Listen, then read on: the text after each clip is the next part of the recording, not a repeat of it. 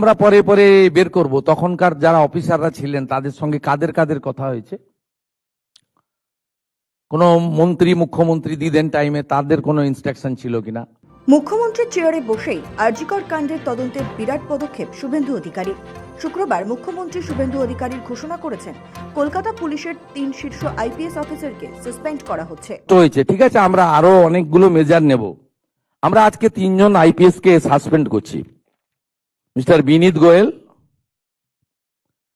উনি এখন এডিজি রয়েছেন আইবিতে,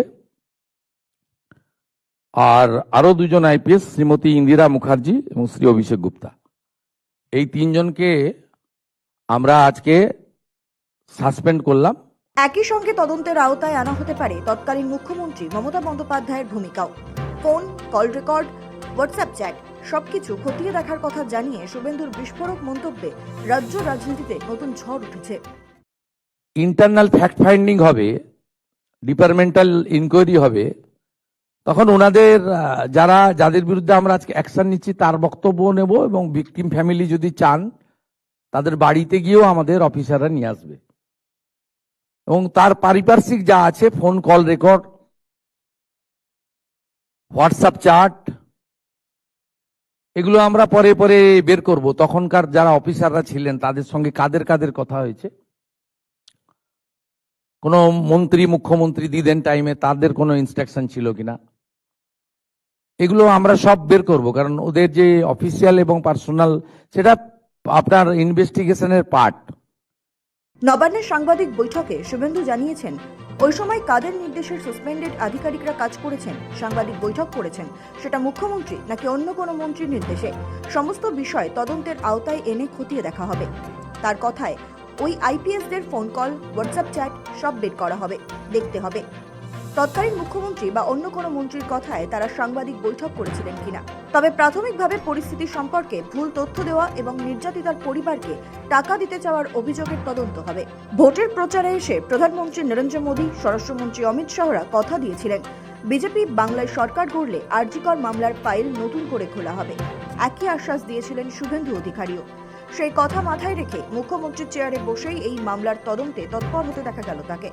শুক্রবার শুভেন্দু অধিকারী বিশেষভাবে উল্লেখ করেছেন ইন্দিরা মুখোপাধ্যায়ের নাম।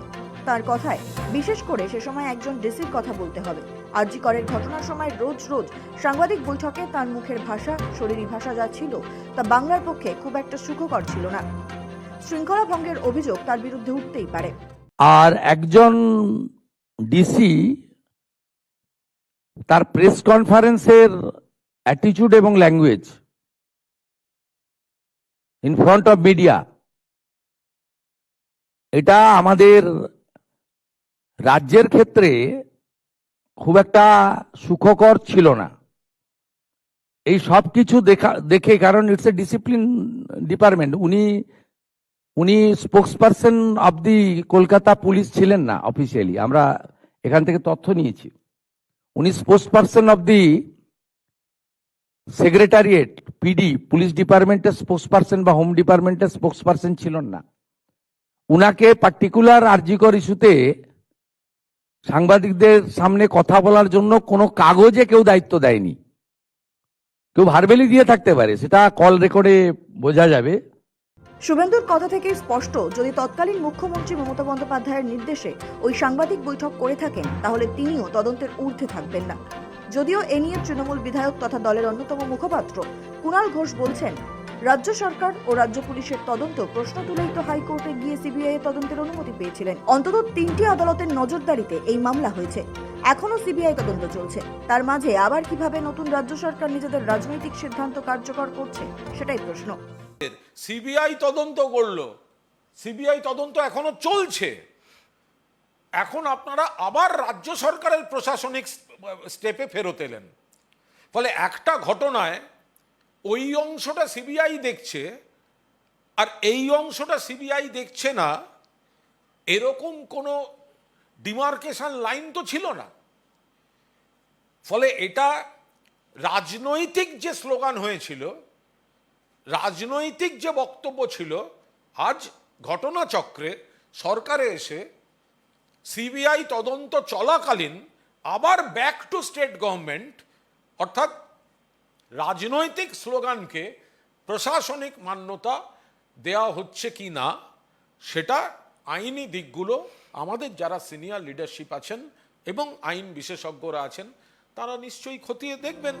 একদিকে মমতাকে নিশানা, অন্যদিকে বিভাগীয় তদন্তের নির্দেশ, সব মিলিয়ে আরজিকর তদন্ত এবার নতুন রাজনৈতিক মাত্রা পেতে চলেছে নিঃসন্দেহে। আরজিকর কাণ্ডে নতুন সরকারের এই আগ্রাসী অবস্থান আগামী দিনে বাংলার রাজনীতিতে বড় প্রভাব ফেলতে পারে। সৌভিক সান্যালের রিপোর্ট, সময় কলকাতা।